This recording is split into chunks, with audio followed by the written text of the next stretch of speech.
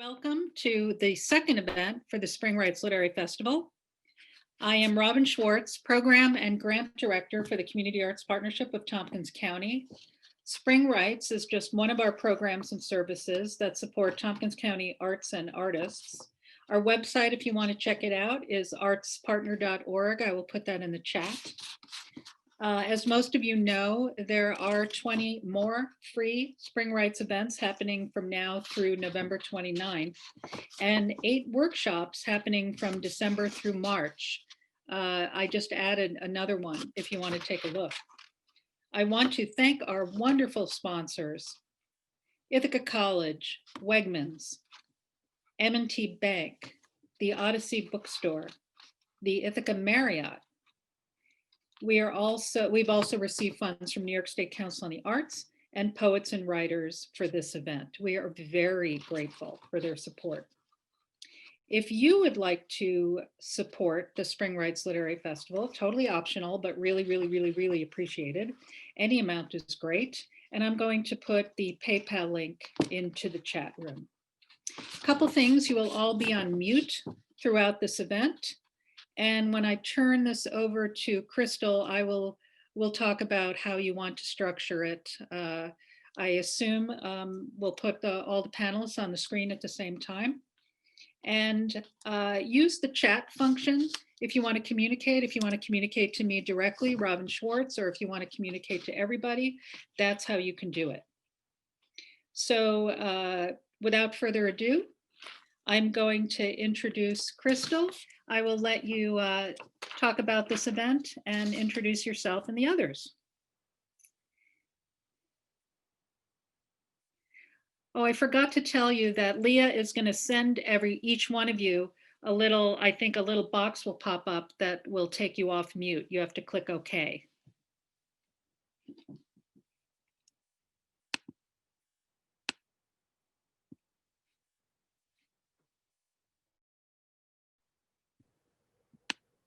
I found it. There you are. Hi. Yeah, so thank you everyone for attending, and a big thanks to my panelists for meeting with me and agreeing to this great panel. And we also had some time together to talk and get to know each other, and that was a lot of fun as well. So just to jump in, my name is Krystall Escobedo. I am the former director of CULTURA Ithaca, the co-founder of Bien Acompañada Press. I'm a part-time poet and a lover of cultures, and a lover of this community. So happy to be here and doing this. And just a slight intro, so we'll be talking about code switching. I'll talk a little bit more about that before that, but here with me to explore these nuances of code switching are Ariel Estrella. Say hi, Ariel. Ariel Estrella is a PhD student in the English department at Cornell University. Ariel's research focuses on 20th and 21st century lyricism through queer of color critique. To guide themselves, Ariel asks, what does lyricism offer queer creators of color in the midst of racism and cultural celebration, homophobia and queer kinship, transphobia and gender possibility? And in turn, what do queer creators of color offer lyrical creative enterprises with their experiments in form? Ariel's portfolio offers readers lyrical pieces that combine personal essay, poetry, and scholarly critique. Ariel's essays and poems have been featured in the Mellon Mays Undergraduate Journal, anthologies, and including one that received a Lambda Literary Award. They've been featured in independent zines and a newspaper column on the politics of love in their at their undergraduate institution, Macalester College. Ariel's work and advocacy was recognized through the receipt of the Mellon Mays Undergraduate Fellowship, Harry Sherman Writing Award in the category of literary essay, and the Macalester Alumni Service Award.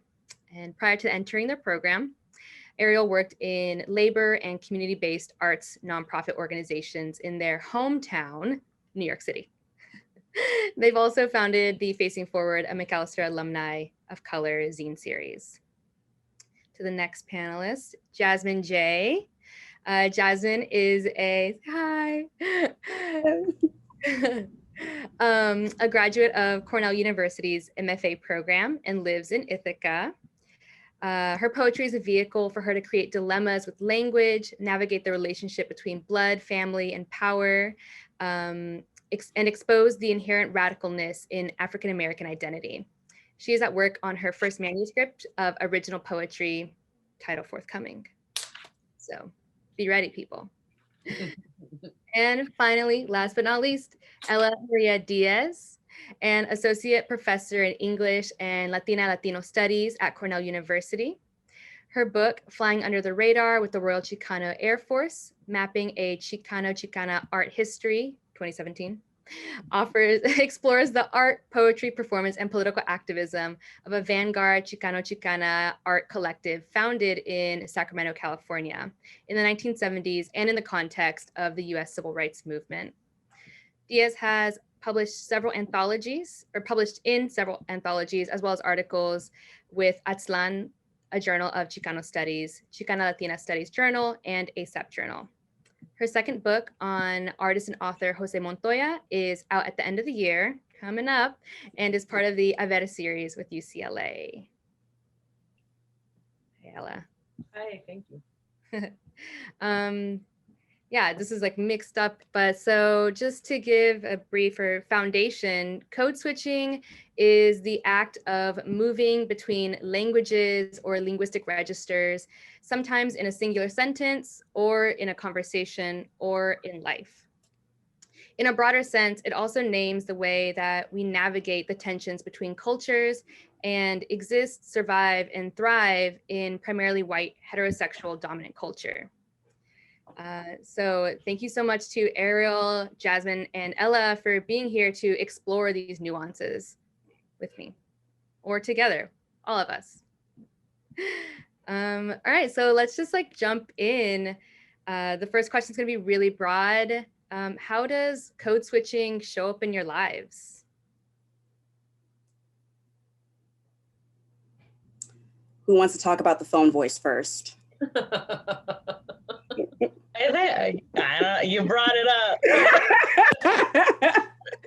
Oh yeah, I guess that was me volunteering, and that's my phone voice there. If you couldn't detect it, it's very steely, kind of Siri-like. But first of all, before I even dive into it, I want to thank everyone for being here too, just to give some light and energy to this phenomenon known as code switching and to hopefully complicate it. So, gosh, how does code switching function in everyday life? Probably the first example is the phone voice. And for me, the phone voice is very real. It's very resonant. I work a 9 to 5 when I'm not writing and centering my writing career. And that 9 to 5 does demand it demands a certain consciousness of speaking that is very connected to the white gaze and is the white gaze. Even if I talk pretty much like this, which is my pretty much everyday way of speaking, when I answer that phone, there is very much an inflection of the voice that doesn't end in quite a question, but it's still upward, and the pitch changes and the tone goes down. So as to let whoever is on the other line know that what they're interacting with on the phone is a place of business, which is to say a place where capitalism runs and functions. And it's a complex and strategic decision in the ongoing act of siphoning liberation for myself and Black folks and all others who are targeted systemically by white supremacy. So that's the first example. But then there are other code switches that happen, you know, with people who I feel are kin. When I might invite a little, what is the word? What is the word? I think it's habitual marker, whatever the phrase I've been working is linguistically called. And that's code switching that happens, you know, with people who I feel are in my community and who are kin. And it's a code switching that is conscious, but is also for a certain kind of survival that rejects whiteness and the white gaze.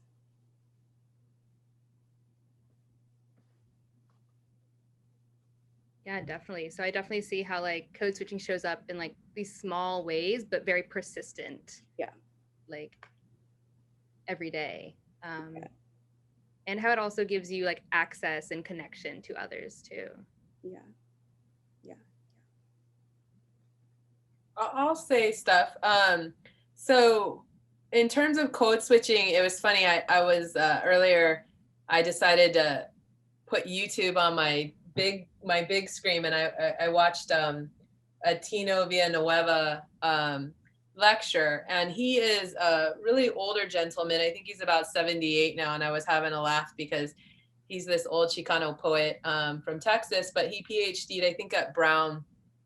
And I always figure out a way to assign an essay called A Brief History of Bilingualism in Poetry by Tino Villanueva in every class I teach, because I just adore this essay because it's so spot on. So he basically says that there's, and this is written in the 90s, that there's 4 reasons why people code switch: to be more vividly direct in conveying untranslatable concepts, to underscore a sensory state, a psychological or emotional attitude thought best described by a connotatively charged word or idiom, to render a cultural experience identifiably native to either group, and to establish an intimacy between speaker and listener. And I heard a lot of resonance in what Jasmine was just talking about.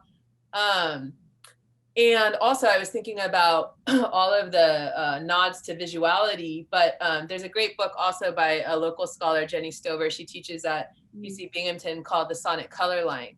And she explores the complexities of sound, the way we sound to one another, what black sounds like, what white sounds like. But beyond just our voices, we can think about, you know, all of the documentaries that have just come out, like on Hulu and whatnot, about Do I Sound Gay? It was one that came out. It's really looking at sort of the way white male LGBTQ folks sound, you know, because there wasn't really a lot of color representation. So what I'm getting at is that with thinking about code switching, how incredibly diverse it is, that we could shut our eyes and hear each other speak, and we would make so many assumptions just based on how we sound, and how complicated it gets, as Jazz was talking about, as we move through different spaces, from work to the classroom, to our friends, to talking to our family on the phone. And you know, it can be an incredibly fortifying and celebratory experience, but it also can be a really harmful one, particularly when you work in the academy and your voice sounds a certain way, and then also how your voice sounds on paper. When you're really trying to say, capture a particular sound or your voice, pedagogically speaking, and then what happens when it makes certain readers uncomfortable. So what I'm getting at is also there's a class politics to code switching as well.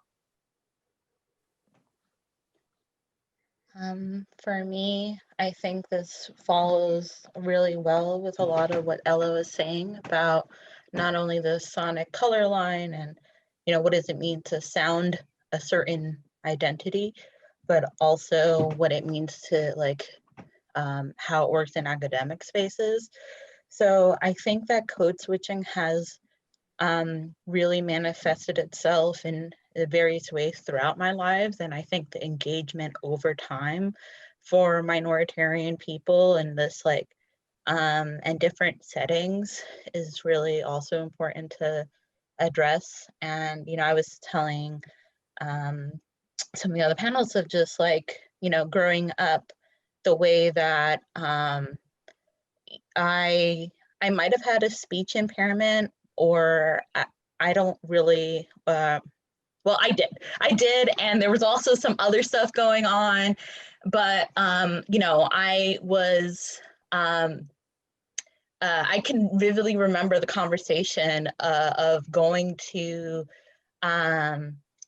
parent-teacher conferences, and the teacher saying I needed to be an ESL, you know, English second language, and to my mom, who has this accent, and my mom just being like, Ariel doesn't even speak Spanish. Like, Ariel does not speak Spanish. Like, maybe if my mom, or they approach it as speech therapy, that would be different. But the racialization that was happening in that moment, and you know, really what made it so I was kind of deprived of those resources, and developed a certain kind of code of an understanding of language that would carry me forward. So, you know, y'all, I can say shoulder and soldier now. That took until like 5 years ago to kind of approximate that difference. And that's not even trying to get to soldier when you like fuse iron together. Like that's a step too far. But it's just like, you know, but that now that I'm in academia, my, you know, hesitancy to pronounce certain words is that could have been maybe altered or interacted with earlier, leaves the legacy of a code switch that happens in the classroom, where I speak more colloquially than a lot of my peers because I see a word, I don't know how to pronounce it. And although I think, not to put you on the spot, Ella, you had a brilliant example of like, just try and just keep going in your class last semester. Like, I'm still working on that. And that, I think, is there's just a lot of layers to how like the, you know, and I was also teased for like by on the playground for like, oh, you speak ghetto or you speak Ebonics or such. And it's just really interesting in those two cases of how as like a non-Black Latinx person who was born in the US that and doesn't speak Spanish because my mom didn't want me to have problems with English, that I was still used as a platform to perpetuate xenophobia, anti-Blackness. And that I internalized that in my pursuit of the register of speaking you hear now. Yeah, definitely. I hear there's like, so I've heard a couple of things that I'm gonna like pull into some later questions, but so there's definitely some aspect of like racialization that happens in like interpretation of how we speak and what is like put upon us almost. Yeah, that is derived from either how we look or how we speak, or, you know, whether we fit into white hetero dominant culture. And it seems like there's also something about code switching that reinforces that same culture. And I think this is just what we're going to be discussing like this whole time. But what is this tension? And I guess how do each of you like navigate this tension between like yourself culturally, white dominant culture, like power, I don't know, and remaining yourself or not? I think though that a component that often falls out of the conversation because it becomes so sort of invisible, but it's omnipresent, is class. And so, you know, and what I mean by that is, what do we mean when we, you know, the questions are rhetorical. Do I sound gay? Do I sound Black? Do I sound white? There's more to it than just Black, white, gay. There's something else floating in the air. And I heard a long time ago that oftentimes in the United States, and we're certainly in a sort of cultural moment of flux, but that we often sort of euphemistically talk about our class issues through race.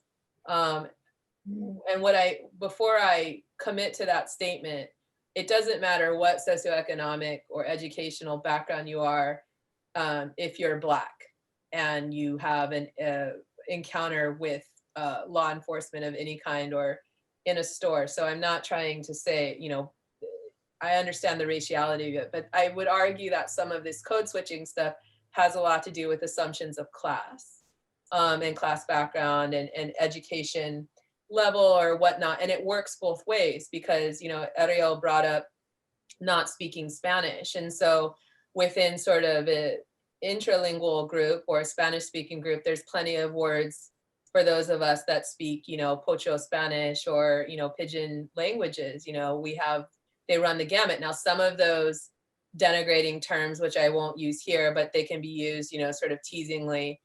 They can take on a racial component. We've all heard of the various foods. I'm not going to use them, but the foods that are one color on the inside and another color on the outside. And but they can be used, thrown in the group to talk about someone's bad Spanish or someone's bad grammar if it's a vernacular of English. So that's something that's always floating in the background. And I do believe that also permeates in terms of white communities as well. You sound country or, you know, redneck or all these other words in which that can homespun. There's another one. And in terms of, you know, there's a rich cultural tradition. I'm thinking of Pygmalion, Bernard Shaw, right? And then what's the movie? Y'all probably know, I'm losing, where he teaches gosh, I just totally forgot, but it's based on Pygmalion. There you go. Yeah. So, you know, and I'm thinking about Cockney, right? In terms of representations in England. So there's something that we do with how we sound. And what Jasmine was talking about earlier too, about phone voice and the homogenization of our voices, that we're all supposed to sound a certain way, even though it's really can be incredible to hear the diversity of regional accents and the languages in between, Pidgin, Hawaiian Pidgin, Patois. There's some incredible African-American vernacular English particularly from the US South, can be incredible to hear, and can like really give us authentic locations. And yet we constantly are striving, especially in the university, to sort of sound the same until you reach a certain age and you just kind of break free, you know? Don't worry, Ariel, it's coming. I kind of do that with my thank you. And I think I had meant to include, you know, in the earlier class as part of the thing, thus bringing up the, you know, being called ghetto growing up, that has both a racial and a class platform. But I think that part of that comes to like, you know, I'm teaching a class for the first time this semester. I've been really excited. And, you know, I've kind of cheated so I could make a subject on my own on tender queer features. You said you cheated? I cheated because I was supposed to do a certain topic, and then I went and did my own thing instead. And so I focused it on tender queer futures and this kind of, you know, a la like, you know, Cruising Utopia. And I tell my students, you know, this class is not just about the subject, it's about the practice and like the way I teach. If you're not feeling that in the experience, then I'm failing. And part of that is like, I curse with my students. I'm just like, this is part of how I talk. And it's just like, every once in a while I need to say fuck. And like that, like, I don't know. I think that there's a way that I, you know, some of it is the way I speak with my students is, you know, very deliberate to try to make them feel more comfortable, especially in a Zoom environment. But some of it is just for my own comfort and being like, this is the kind of professor and this is the kind of academia I want. And this is me building in this little, moment a tender queer future as I imagine it.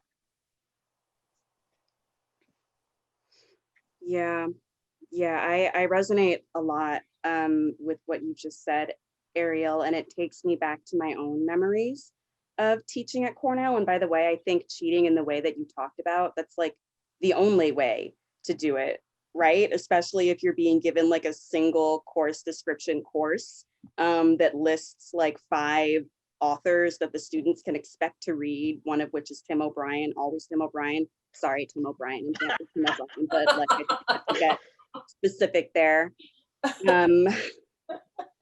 for the culture.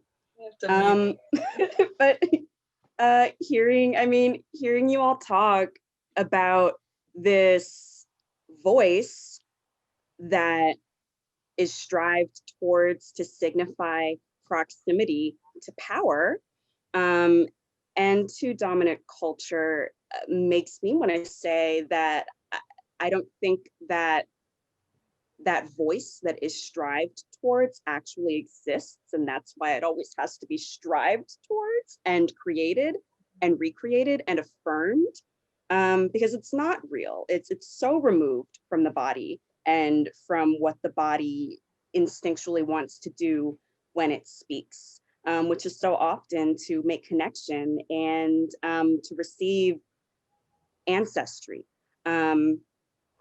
And communal wisdom, even if, our non-lizard brain isn't aware of it.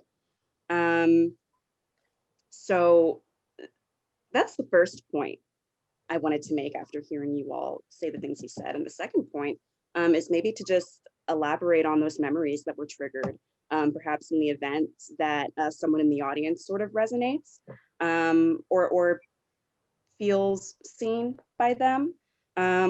Yeah, when I was teaching, I often taught to predominantly white classrooms. And I often felt compelled. I often felt very conscious of the way I spoke.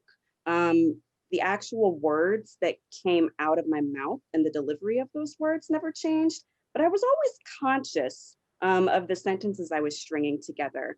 And I always strove to, I guess I always spoke with a certain sense of hypervigilance, because the consequences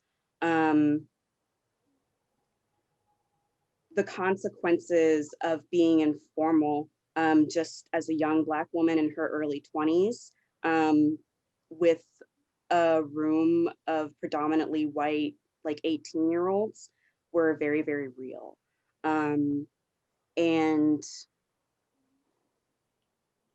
there was a lot of pain, that came with that consciousness that I'm still unburdening from today. And it shows up in my writing. It shows up in my own relationships with literature.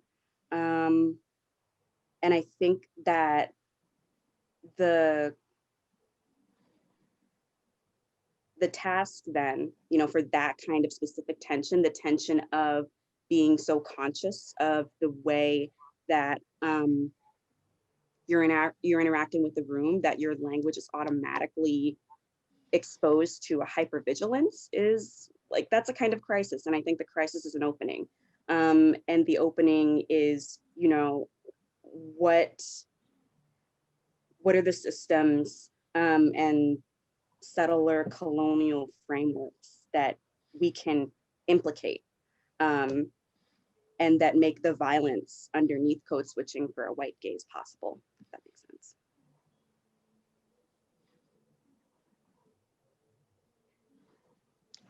I'm kind of just stunned. I'm sorry. Just Yeah.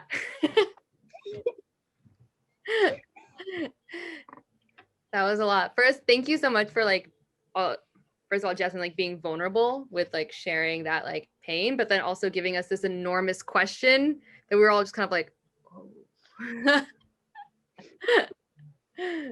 It took me a full day to come to it, and I was hoping to share it here. So I'm glad that I was able to. Yeah, thank you. Thank you.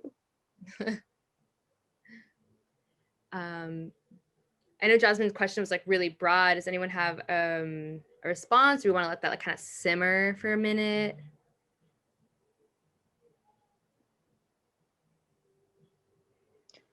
I mean, I'm going to need to simmer a bit. I'm just like, I think both of your points were just so beautiful that I'm still recovering from the first point.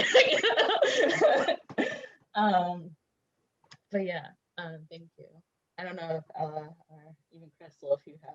I mean, how do you follow, Jasmine Jay? I mean, that's really, it's important the way that, you frame those questions. I was thinking about, the evolution, the journey through the university. I've got I don't know about you, Jasmine, but I think maybe 20 plus years, and I'm in a different place with my voice, you know what I mean? And so what I mean by that is, I don't want to take it too far away from your question though, but this is just what I was thinking about when I was listening to, because I remember meeting you for the first time. Remember when I stumbled in your classroom? Oh my God. The bull Yeah, in a shop. I do. In the asbestos building. Yeah. And I was all pissed off as usual, about whatever, but yeah, I was thinking about, when my first book on the Chicano Air Force came out, this had been my research, this had been my life, this is where I'm from. These are first gen to the university, veterans, Chicanos. The majority of this group come from maybe farm working backgrounds. That's not my background, but I'm from California. I know braceros, I know farm workers.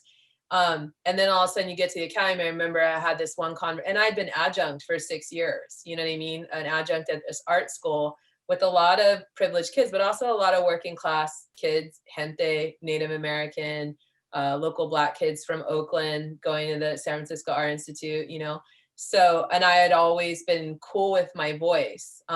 Certainly I had been prejudiced against in the academy, or I'd been stereotyped because of my voice, but a bull in a china shop I go, right? And so it really wasn't until Cornell, and I was in my early, when did I spend, I don't know, mid-30s when I got here, that I started to have it rub up against me. And I was like, oh, what is this feeling?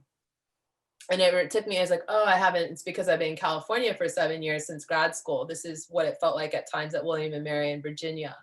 And talking to various people that were, matriculating through the programs there, but were from the East Coast. I had forgotten about the classism and the assumptions of voice and whatnot. But anyways, back to the RCF, I was just thinking about how, another aspect of this experience in the academy is when you encounter the copy editors and the editors that come for your words.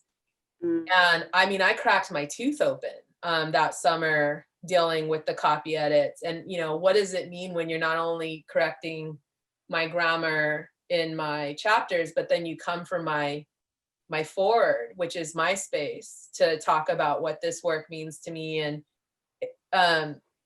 wanting to change. And then even with the Jose book, I actually wrote that Diacritics blog, where here I'm writing about, a vanguard Chicano poet. I mean, he's canonical to me and like Chicana literature. He's like one of the founding voices, and like this copy editor is correcting his Spanish in his published poems. And I'm just sitting there like going, is this real? Like, and then the irony is in that chapter, I'm writing about how this was Jose's struggle, is trying to write in Calo, and all of these vanguard Chicano theoreticians like Juan Bruce Novoa and the guy that I quoted, Tino Villanueva, are writing about the high modern aesthetic of Chicano interlingualism, the intralingualism, taking on the modernists and saying, hey, wait a second, Eliot and Pound, let's hold on, they're very referential, but Chicano bilingualism is existential, because it's about much more than just putting different languages in verse. It's in these sort of these pochismos and these misspellings and mispronunciations, there's a whole history of migration. You can tell whole stories, why does Ricardo Fabela spell his name with a B on some of his work instead of a V, right? I see Krystall kind of smirking, what are these oral traditions? My name, for example, Ella Diaz, there's no accents on my name. And, I don't get mad when accents appear on my names, at school because people mean well and they're trying to be respectful of me, so I don't get mad. But I get hella mad. There's Northern California. I get hella mad when it appears in sort of a Spanish English journal, because when it's a Latino or a Hispanic correcting my spelling of my own name, as if I don't know how to spell my name. So my joke is, no, I lost my accent in the war, 1846 to 1848. Like we didn't take the accents with us. It's a very Chicano thing. Get the accent and the tildes off my name. What does it mean to be from a people that, were Esteban, Jose, and Maria, and now there's Steve, Joe, and Mary, right? And now you're gonna tell me after all this, I don't know how to spell my own name. So anyways, there's a lot to unpack there. That's what I was thinking about when you were talking, about the way in which everything that we're negotiating when like you're standing in front of that classroom, or when I'm dealing with, assumptions about my training or my education level, or my breadth, simply because I choose to speak in my authentic voice after I broke my tooth in half, in 2017. And after that first election is when I lost the ability to talk in any other voice than this one. So that's why I say, give it some time, because, it may collapse into that voice just out of sheer, ya basta, enough already.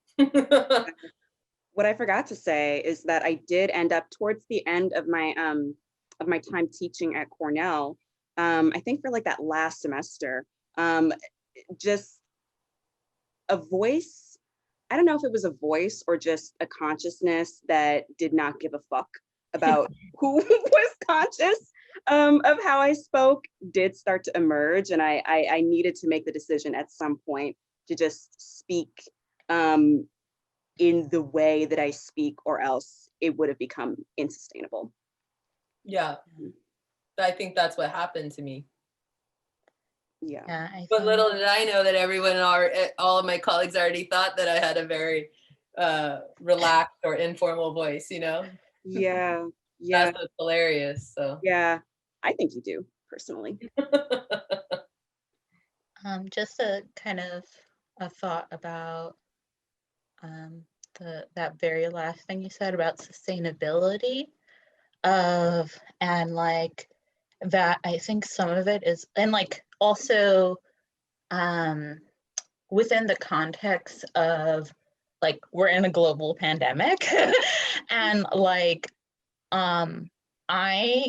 this semester started, I had classes and I had the that I'm taking and the one I'm teaching, and like I think I had a bigger code switch before the pandemic, and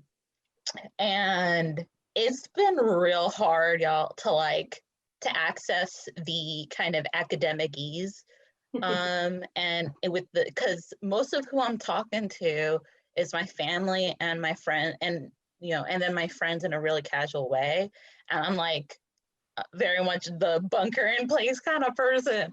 So it's been really interesting just to see, like, I think there is a moment in my classes where I started to feel real stupid, just being like I just can't get to that voice anymore. And so, and it's not sustainable for me to try to posture, and let me say it my own way, and still learn the terms and all of that, but I'm tired. I'm tired. And you're also yeah, and like also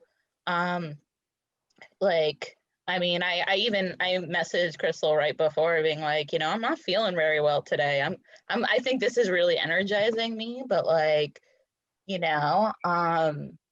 and like lately this is like, I think in the pursuit of, always looking perfect and the kind of that capitalist drive of like, and hypervigilance, that at times I don't say anything because I can't access a register that is either well or put together.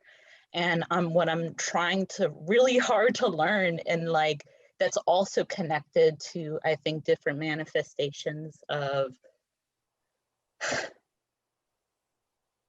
nouns go here. I don't know what these nouns are, but they're really important and good nouns. But they, you know, it's just like that of just the certain like level of wellness that happens when I allow myself not to be so perfect. And that is I'm trying to in some ways kind of come up with like a queer crip talk, you know, of and crip being CRIP. So like, you know, and like really being inspired by disability studies and what does it mean to just like speak as you do, especially when all you can do is email someone being like, I'm not feeling okay, I can't do this today. And I think that's a register that we do, especially now more than ever, need to learn, especially within kind of marginalized communities who's already been pushed to this, you know, to the very edge already.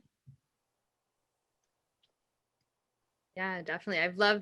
I'm so glad I didn't even have to ask the question. I was going to ask about how it integrates into your writing, but you've already each discussed how, I don't know, your voice, and truly like the real like literary voice is in, I don't know, this like integration of selves, no one's trying for anything, but just the true voice of, you know, your, what my therapist would call your core self coming out, which I think is really important. I think, I don't know, it resonates. I've heard it like exists as a theme between what each of you have said.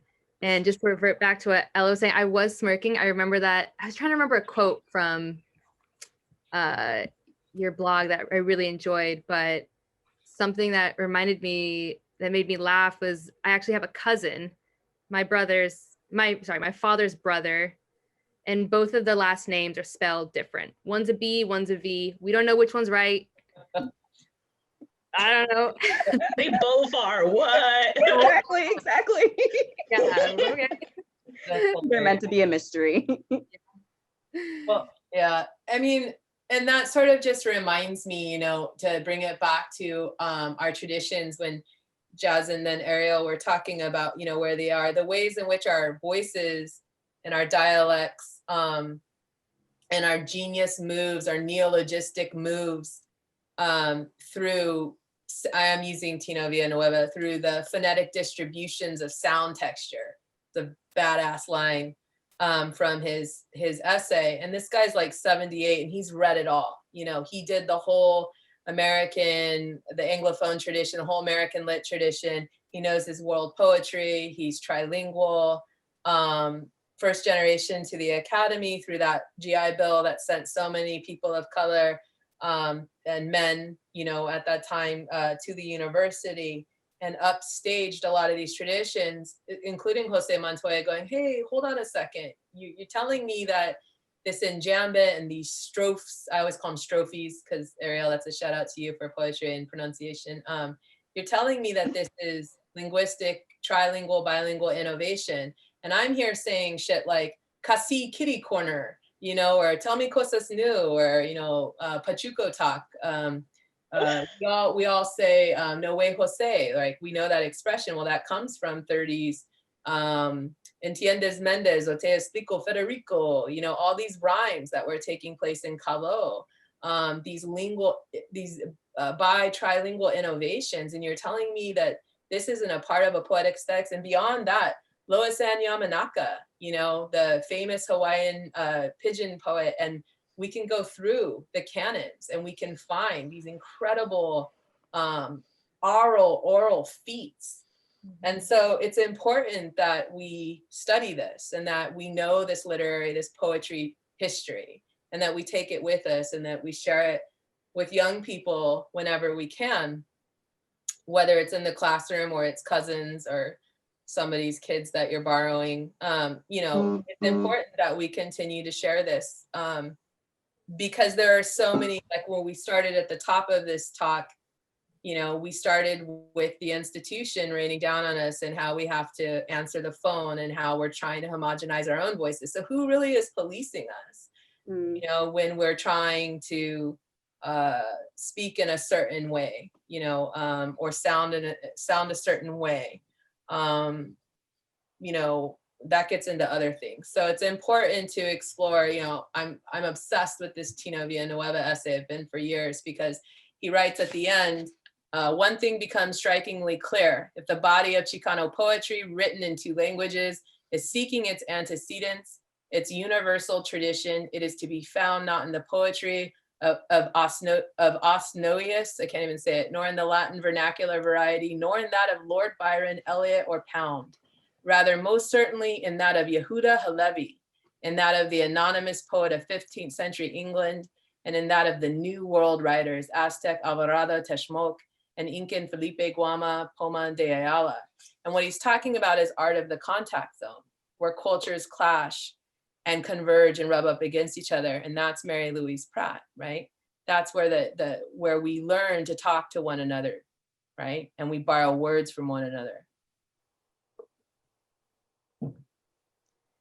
Yeah, so many beautiful pieces of language are invented just in, I'm not sure if it's the absence or the struggle of whatever perfection voice is unable to be attained. Because just to like go back to your point, Ariel, yeah, perfection is like it's fictional. Like it's a white myth. And I feel like so many things ask to be birthed when we are unable to like live up to that myth. That's that on that for me. That's what I was. Y'all got like all this, like, I'm gonna say this and then. You want me to tell you the story about the automaton, Ariel? What? You remember that story? I had to give a introduction. This is what makes you laugh. I had to give an introduction at Society of the Humanities my first year here. And I had taught at the art school for 6 years. So the director thought I was what we call muy más fancy, more fancy than I am. And I didn't know, I maybe knew 4 words on this piece of paper, like, and I had to introduce this person's talk. And I was like, my heart was in my throat because it was in front of everyone at the society. And I can't remember the word. It wasn't automaton. It was some crazy word. And I was like, I knew the second that I said this word, everybody in the room was going to know that I didn't know what that word meant because I was going to say that word wrong. And so it goes. I don't know. I think that I think going back, it's just like, sometimes it just, you do it and it's on the page and it's done. You know, I think, you know, we've been talking as creators in our own ways in the world, and that kind of, you know, I forgot your core voice. Krystall, I think that's what you said, or Self. Yep. core self.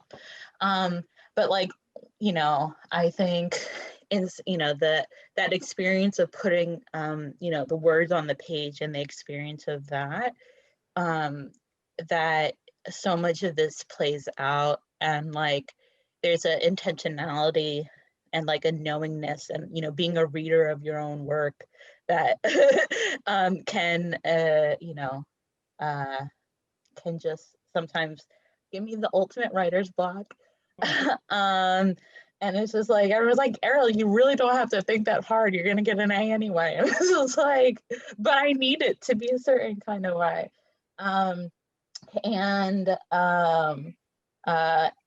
But that also, I had a example of that. I lost my train of thought. But you know, I think that kind of perfection is something we're always striving for. Oh, this is it. That sometimes I just need to talk it through. You know, something that I care very much about is, the line between my creative writing and my academic. It's very flexible. And I think part of that is, feeling that I am a creator alongside the lyrical writers that I, seek to study. And so, but when I was visiting schools for our programs, that I would ask them, in my head, that if my dissertation at the end of it is not in some way beautiful or attempting that, then that is, I failed what I want to do. That's very important to me. And I had at least one program that was kind of just everyone, even though I had that in my, my application, in a sense, that they were like, oh, but our MFA program is very different from our analytical track. So, and I was like, I wasn't talking about even going that hard. I'm yet, I cheat, so I cheat. So we'll see what happens at the end. But in the end, that that was just so, I think revealing for me in that moment of y'all are not even ready for me if you can't accept that a lyrical phrasing is valuable to someone speaking about lyricism. And they had lyrical, this is not getting shady, but they had a lot of lyrical experts, and it's just I just couldn't do it. So I don't know. Anyway, it's just, I think it's also, for us, and I think, we're a certain kind of group, but that intentionality is, I don't know, it's just really beautiful. And I just so appreciate hearing y'all's process, because I'm I feel that too, and it's lovely to know that others feel it. Definitely. I think a lot of what y'all are saying, there's and Jasmine alluded to this earlier about this, or rather that code switching and whatever everyone is striving for when they're trying to access, if we'll say this white middle class voice, is just an idea.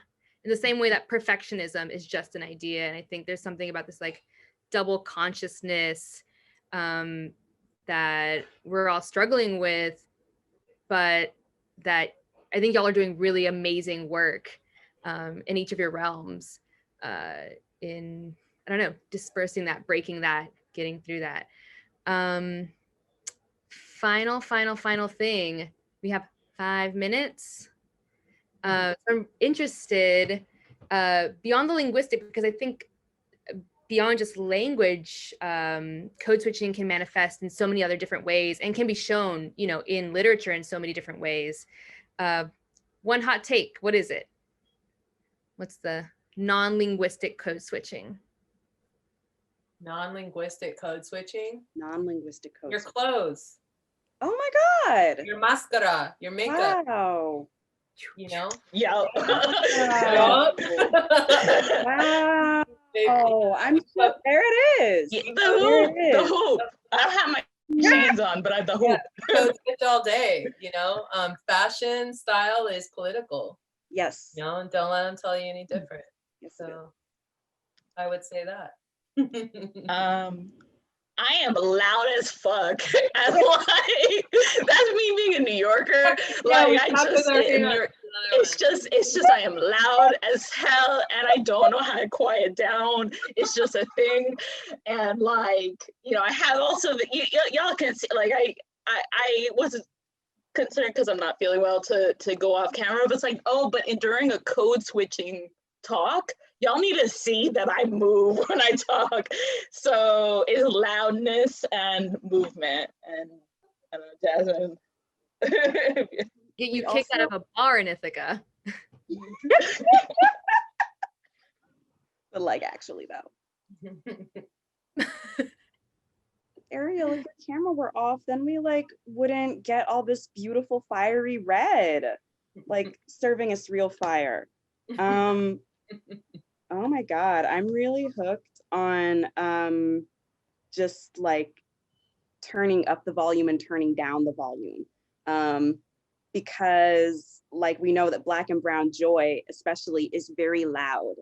And it's very handsy, like in my iteration, I would say like clapping, clapping to punctuate a point is really present. Hitting a table to like really just emphatically be in a story that one is telling, or just to be in like a moment of laughter. There's that. And I guess this is like internal and private, but does anyone else experience flipping through drastically different musical sounds as a type of code switching? Just like, I guess, flipping through the stories and migrations that certain musics represent, but also like the intonations that artists use. Like, I guess an example to really make it surface level would be listening to a Lil Nas X song and then like immediately following that with For All We Know by the Carpenters or something. Like, I don't know. I don't think it's a real example, but it feels drastic to me. And I wanted to name it. Yeah, absolutely. That existence in like several cultures, but I totally understand. I think music is so personal and so private. Yeah, and has so much to do with the body and I guess how we compose ourselves, especially our emotional selves. Sorry, my friend made my friend. This is just like, I was like, oh, that makes my friend made me a country-ish country punk playlist because I was writing about a character from New Mexico, and like it was just like, they were like, Ariel, like this is what you need to write along with this. I was like, okay, and it worked. It worked so well. And I was like, I would never thought about. I don't listen to country otherwise, except for that one specific playlist. So I feel you, Jasmine. Yeah.